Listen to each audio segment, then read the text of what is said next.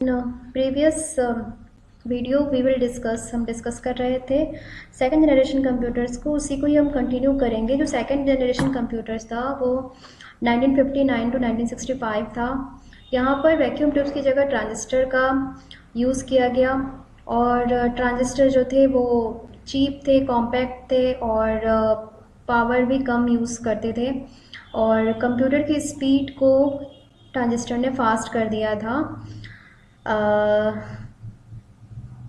First generation computer की अपेक्षा।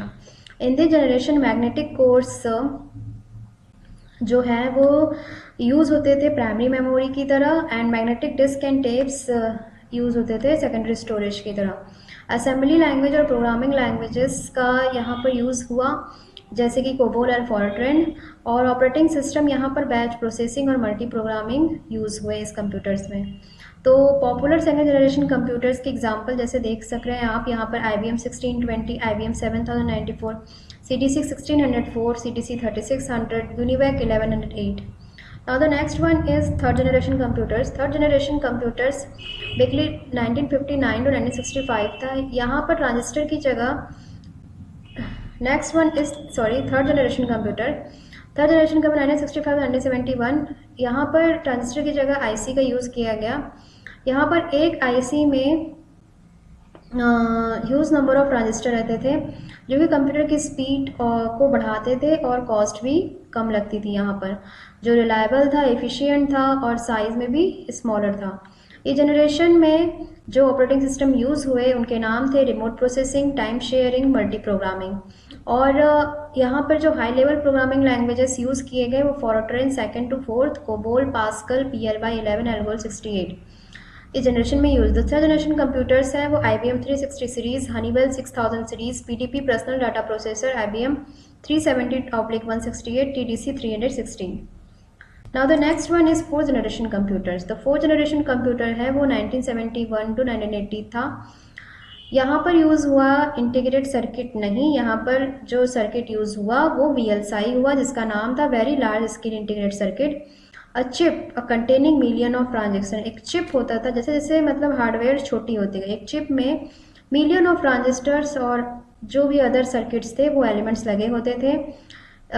इस चिप ने इस जनरेशन के कंप्यूटर को और भी छोटा, पावरफुल, फास्ट एंड अफोर्डेबल बना दिया। And this generation computer use real time. इस जनरेशन की कंप्यूटर्स क्या यूज़ करते थे? Real time sharing and distributed operating system. और लैंग्वेजेस क्या क्या थे? C++ and database. Some popular fourth generation computers: DEC-10, Star 1000, PDP-11, Cray 1 Super 1 computers, Cray XMP Super C computer. ASE were also used in this generation. Now the next one is fourth generation computers.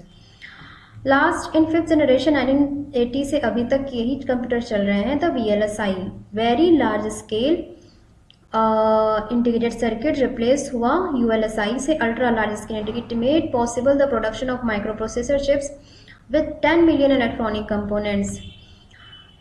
इन्होंने micro processor chips बनाए जो कि 10 million component से ज़्यादा था। This generation computer used parallel processing hardware and AI software. इस generation के computers किस प्रकार का हार्डवेयर एंड सॉफ्टवेयर यूज़ करते हैं? पैरेलल प्रोसेसिंग हार्डवेयर और artificial intelligence software. The programming languages क्या क्या हैं? C++, Java, .NET and Python, Ruby and lots of Perl. There are many types of languages which is used in fifth generation computers, and some of the popular fifth generation computer: desktop, laptop, notebook, ultrabook, Chromebook. So thank you for listening me and keep watching my videos please.